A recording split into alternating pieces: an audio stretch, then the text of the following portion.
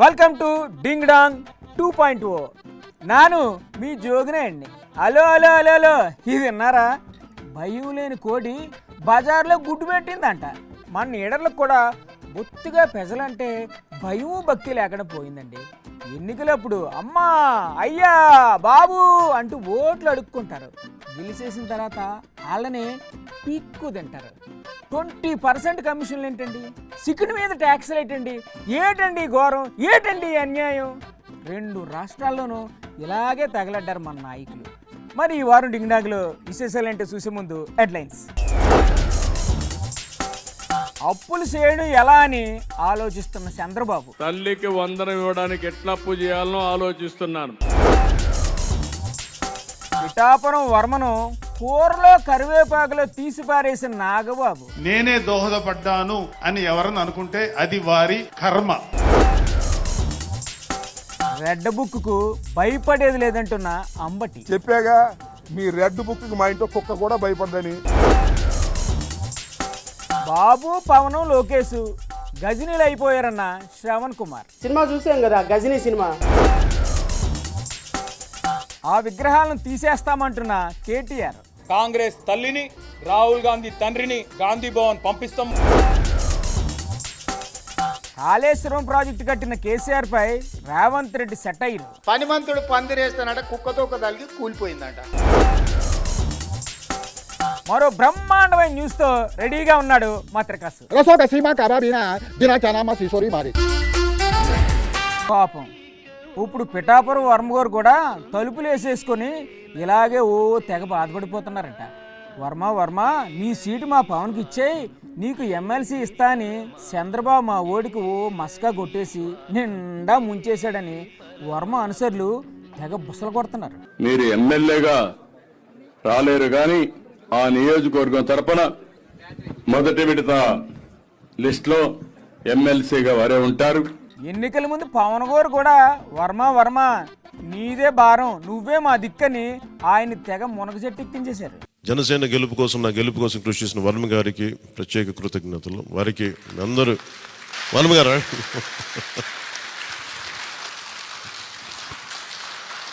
మమ్మల్ని గుండెల్లో పెట్టి చూసుకుంటాం.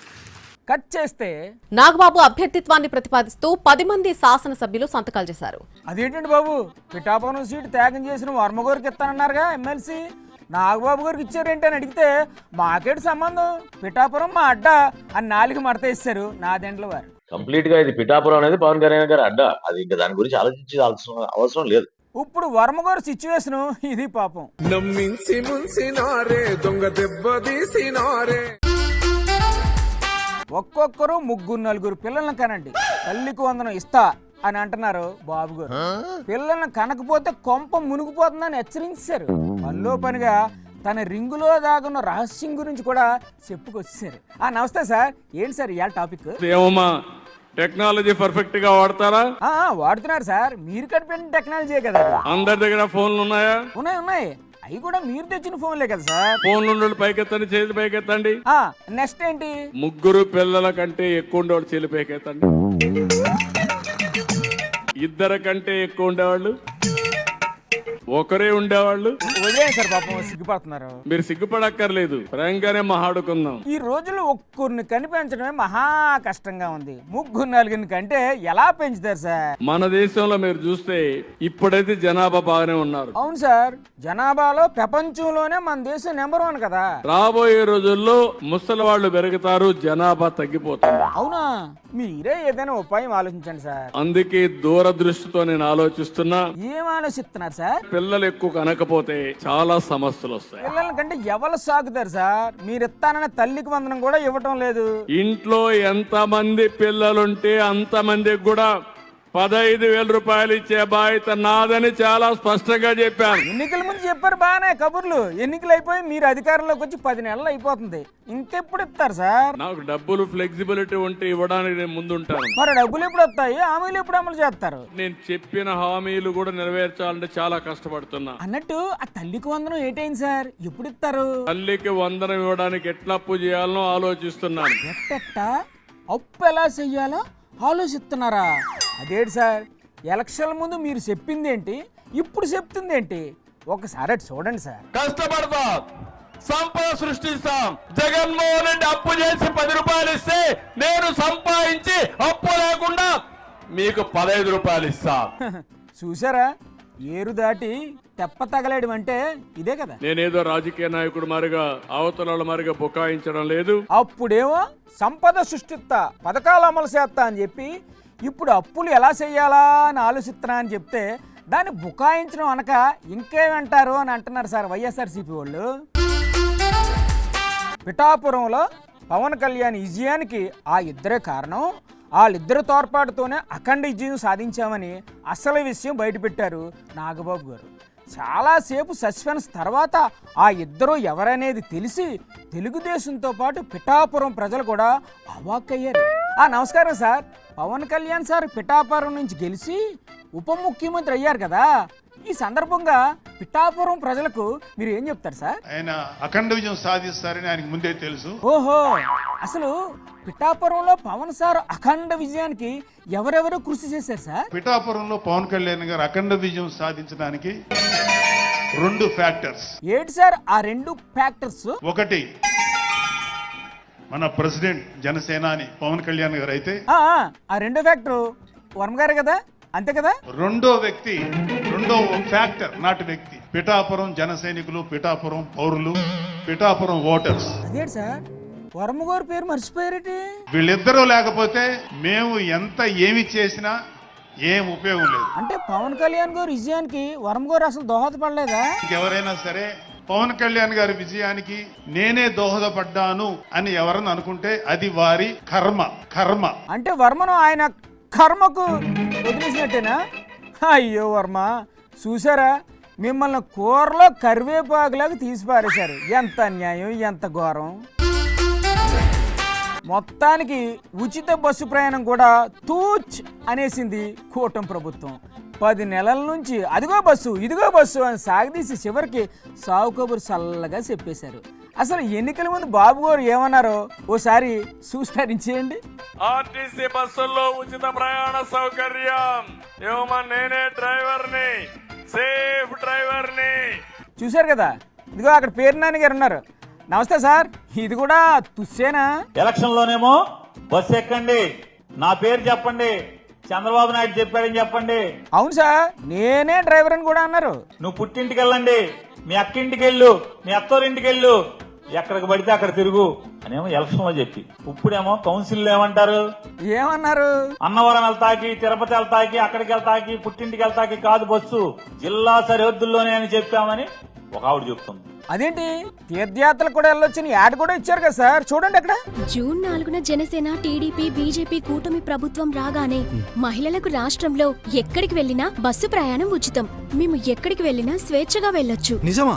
నిజంగా నిజమండి. యాడ్లో అలా చెప్పి ఇప్పుడు తూచ్ అంటే ఎలా సార్? ఆమె ఇచ్చిందే మాత్రం ఈవిడేమో తూచి అంటది. అదేదో ఆయన తూచ్ అనొచ్చుగా. అంటే అతనికి నోరు రా తూచి చెప్పటానికి. ఎవరైతే ఏంటి మొత్తానికి తూచ్ అన్నారు కదా.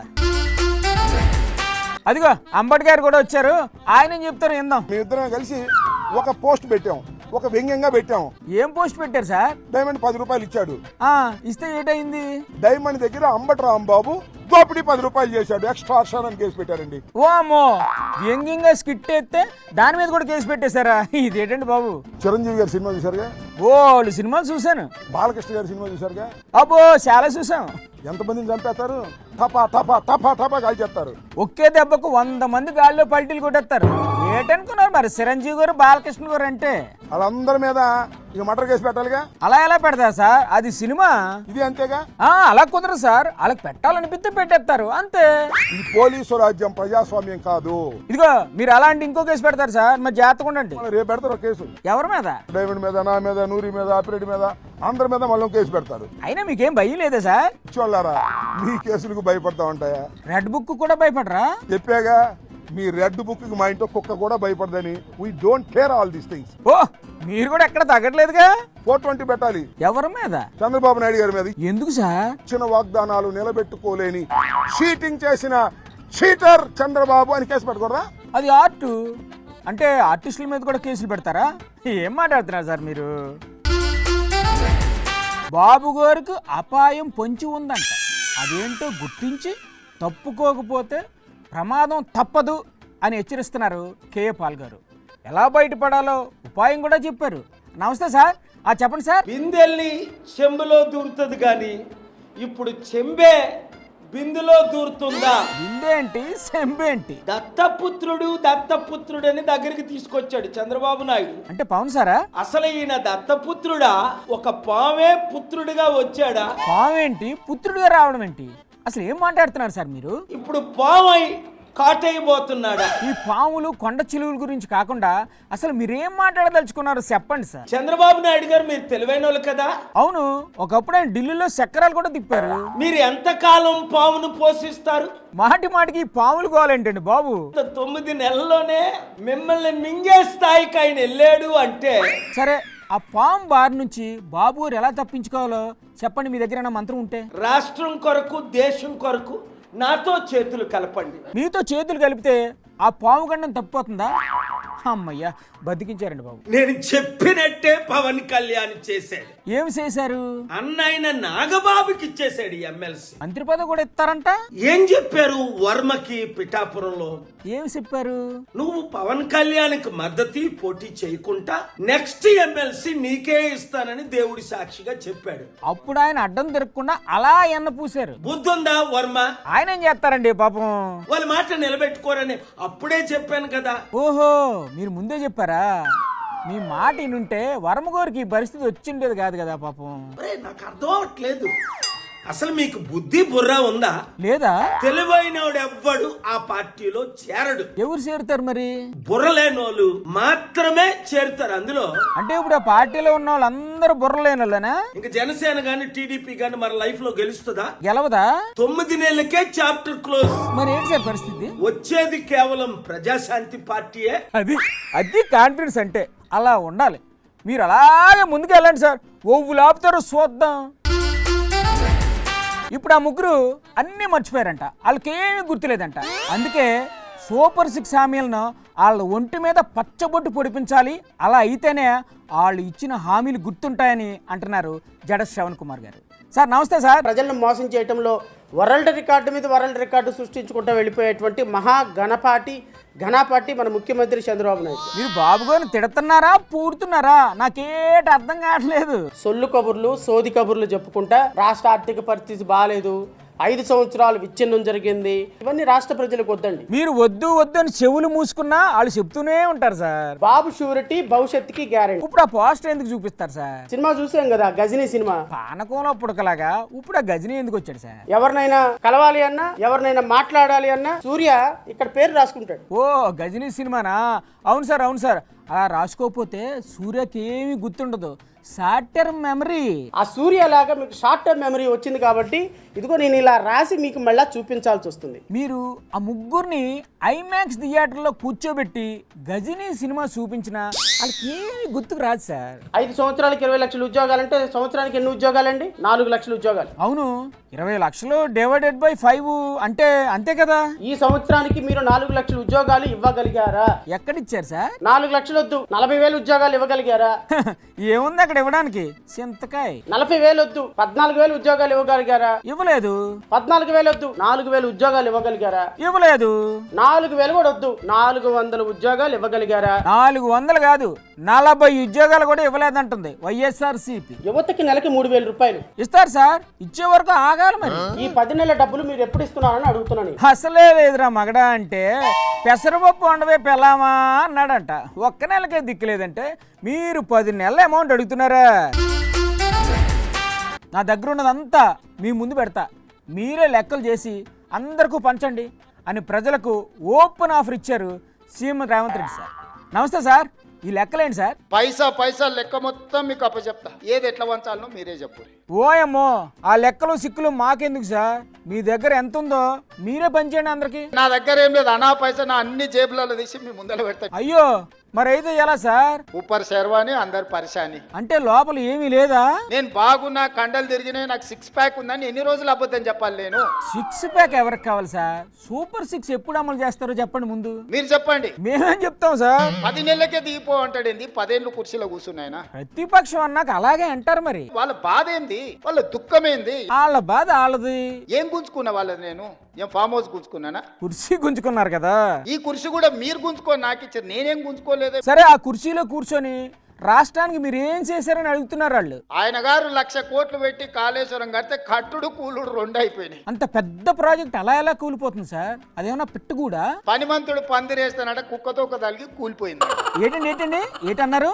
కాళేశ్వరం అంటే అంత నవ్వులాటగా ఉంది ఏంటి మీకు? అది కాళేశ్వరం కాదురా నాయన, కూలేశ్వరం ఎప్పుడో కూలిపోయింది. మీరు చెప్పేదంతా అబద్ధం అంటున్నారు కేటీఆర్ గారు. మొత్తం ఫ్యామిలీ ఫ్యామిలీ ఫ్యామిలీ ప్యాకేజ్ లో అబద్ధాలు మాట్లాడతారు. అది సరే గాని, ఎన్నికల ముందు మీరు ఇచ్చిన హామీలు ఎప్పుడు అమలు చేస్తారో ముందు చెప్పండి. అనా పైసతో సహా అన్ని లెక్కలు మీ ముందర పెడతా. మమ్మల్ని ఎందుకు ఇన్వాల్వ్ చేస్తారు చెప్పండి, మాకేటి తెలుసు? మీరే ఒక కమిటీ వేసుకోండి, రాండ్రి కూర్చొని అన్ని మీకు అప్ప చెప్తే ఏది వంచుతారో మీరు సిట్టి రాసిస్తే ఆ సిట్టి ప్రకారం రాబోయే 12 నెలలు మొత్తం అట్నీ చేస్తాం. అంతా మేమే చేస్తే మరి మీరేం చేస్తారు సార్? ఏం చేయమంటే అది నేను చేస్తా. మీరు ఏం చేస్తారో మాకు తెలీదు. ఇచ్చిన హామీలు అమలు చేస్తే అదే 10,000 అంటున్నారు సార్ ప్రజలు. ఆ 2 విగ్రహాలను ఎత్తుకెళ్ళి గాంధీ భవన్లో పెడతామని కాంగ్రెస్ నాయకులకు వార్నింగ్ ఇచ్చేశారు కేటీఆర్ సార్. నమస్తే సార్. గవర్నర్ గారి ప్రసంగం ఎలా ఉంది సార్? ఇది గవర్నర్ గారి ప్రసంగం లాగా లేదు. మరి ఎలా ఉంది సార్? గాంధీ భవన్ లో కాంగ్రెస్ కార్యకర్తల ప్రెస్ మీట్ లాగా ఉంది తప్ప గవర్నర్ గారి ప్రసంగం లాగా మాత్రం లేదు. కాంపిటీషన్ మీరు గాంధీ భవన్ కానీ వెళ్ళలేదు కదా? ఈ విజన్ ఉంది, ఆ విజన్ ఉంది, AI డేటా సైన్సెస్ అని పెద్ద పెద్ద మాటలు. మరి మీకు అందులో ఏ విజన్ కనిపించలేదా? విజన్ లేదు, మన్ను లేదు, కమిషన్ తప్ప. No vision, only commission. కమిషనా? హలో అన్నమాట. ఎంత ఉంది సార్ ఇప్పుడు పర్సంటేజ్? ఓన్లీ 20% కమిషన్ అనే విధంగా ఇవాళ ప్రభుత్వాన్ని నడుపుతూ. 20%? మీకెలా తెలుసు? నా మాట కాదు, కాంగ్రెస్ ఎమ్మెల్యేలు చెప్తా ఉన్నారు. అవునా? ఏం చెప్పారు సార్ కాంగ్రెస్ ఎమ్మెల్యేలు? 30% కమిషన్ ఇస్తేనే మా మంత్రులు పనిచేస్తారు, 20% కమిషన్ ఇస్తేనే బిల్లులు వస్తాయి. ఓయమ్మో, ఇదంతా నిజమేనా సార్? సిగ్గన్నా ఉండాలి మాట్లాడడానికి, ప్రభుత్వానికి కనీసం సోయన్నా ఉండాలి. రాజకీయ నాయకులుగా ఎన్ని ఎక్కడుంటాయి సార్ మీరు? మరి కాంగ్రెస్ తల్లిని సెక్రటేరియట్ లో పెట్టి, రాహుల్ గాంధీ తండ్రిని సెక్రటేరియట్ ముందు పెట్టి సిగ్గు లేకుండా మాట్లాడుతున్న ఈ ప్రభుత్వానికి మేము చెప్పేది ఒకటే. ఏంటి చెప్తారు? కాంగ్రెస్ తల్లిని, రాహుల్ గాంధీ తండ్రిని మంచిగా భద్రంగా ప్యాక్ చేసి గాంధీ భవన్ పంపిస్తాం 3 ఏళ్ల తర్వాత. సరే మీరు అలా ఉండండి, మీతో తర్వాత మాట్లాడతాను. అక్కడ PCC ప్రెసిడెంట్ మహేష్ కుమార్ గౌడ్ గారు ఉన్నారు. సార్, కేటీఆర్ గారు మాట్లాడినారా? నేను కేటీఆర్ కి సవాల్ విసురుతున్నా. తెలంగాణ తల్లి గాని రాజీవ్ గాంధీ విగ్రహం గాని ముట్టుకొని చూడు. ముట్టుకుంటే ఏంటి చేస్తారండి? కాంగ్రెస్ కార్యకర్తలు బట్టలు ఊడదీసి కొడతారు.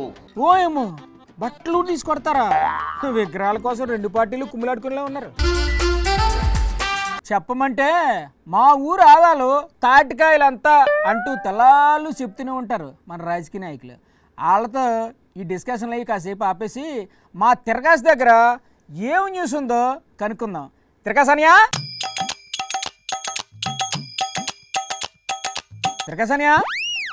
ఏంటో బుక్కు? సినీ కుసుమ జిసీమా జన సిన్ సినిమా సా రసా సుసీమా చుంచున్ కవా. అదేంటది?